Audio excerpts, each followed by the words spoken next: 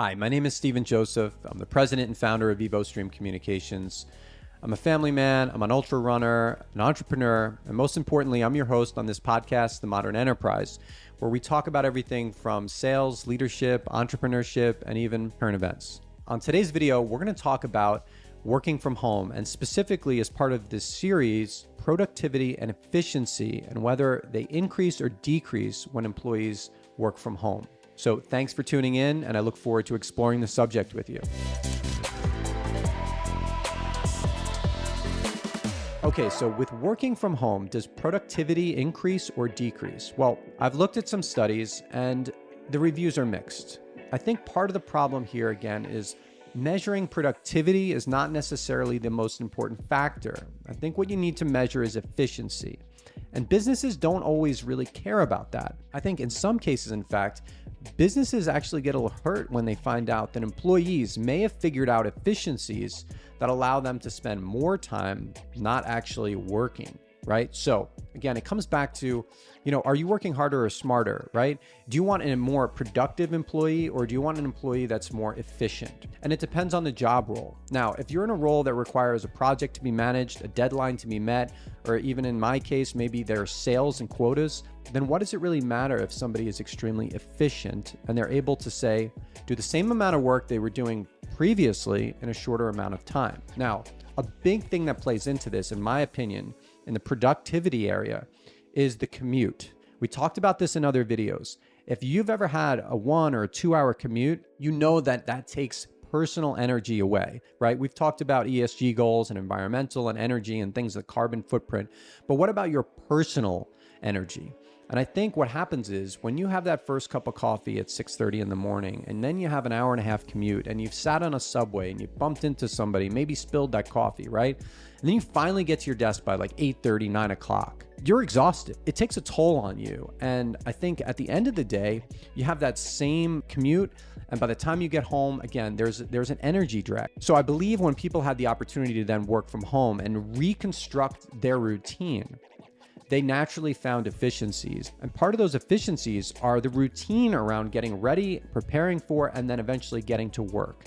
And if you're able to reduce that or shift that into, say, a yoga workout in that first half hour of your day, some meditation, maybe having the opportunity to make your kids lunch and drop them off at school, you're actually re-energizing yourself instead of taking energy away.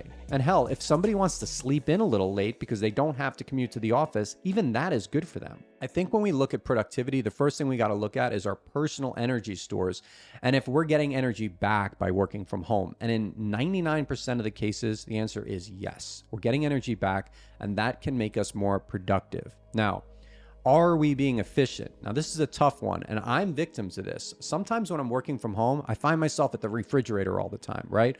Or I'm looking to, accomplish a little organization task around the house or fold some laundry. You get these busy habits that are really not productive. In some cases, you need to take a break. It's hard to focus for a certain period of time, especially when you're in an environment where you feel as though there are other things around you that might be objectives for you. Now, the similar case can be made that if you go into an office, some people get distracted. You have coworkers that want to go to lunch, or they're bothering you or asking you questions, and you feel as though you can't get your task accomplished.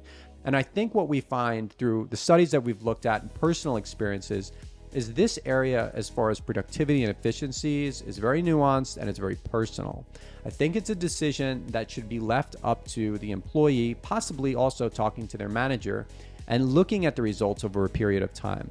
Is this something that we can actually measure? Can we figure out, are you more productive working from home, or do you need to go into an office to be focused and productive? For me, what I like to do is when I'm taping videos like this, or I have certain tasks that I need to get done at home, I like to be in my home office. But most of the time what I find is that I can be more focused in an actual office environment. So I go to an office in downtown Boise. And I like that environment because I enjoy the energy and certain aspects of the entrepreneurial vibe that I get from the office that I work in. Now, difference there is I used to have a 2-hour commute when I worked in New York City. I now have a 15 to 20 minute commute, which is very manageable. In fact, it's a nice break when I shift from my home into the office environment.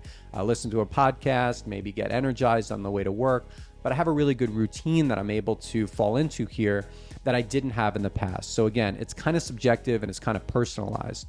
Now, if you're in a situation where you have a 2-hour or dreaded commute, or you sit next to somebody that's distracting you at work, you're going to have a different experience. So I think when it comes to efficiency and productivity, we have to really look at our own ability to adapt to this new environment.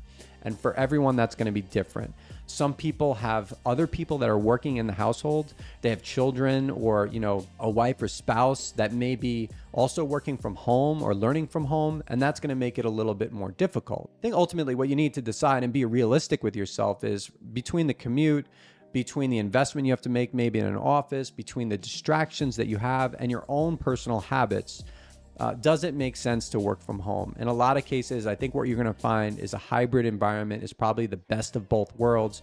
You have days where you're able to give a little bit more attention to things in the household, or maybe getting to a baseball practice or something personal because you don't have that commute. But there are days where you just want to be 100% laser focused and in work mode. Maybe you want to put that suit and tie on to feel as if you're in that working environment that really helps you be focused on work. Again, it's different for every individual. I think what we find across these studies is it really varies a lot, and that's expected, right? So when it comes to productivity and efficiency, I'm a big fan of letting the employee really make that decision so long as they understand the actual statistics behind it. If you're able to track that employee's productivity, if they're meeting deadlines, if they're meeting quotas, if they're meeting expectations, then sure, why not allow them to work from home, especially if you see that it's improving? So I really appreciate it when you comment on the subjects that we're exploring. It really helps to kind of evolve the conversation online and ultimately have me make better content moving forward. Again, this is part of a series that we're doing on working from home. So please, if you haven't already, we're going to post this series on YouTube so you can check out the intro video and the other videos that we're doing to explore all of the broad aspects of this topic. Thanks and have a great day.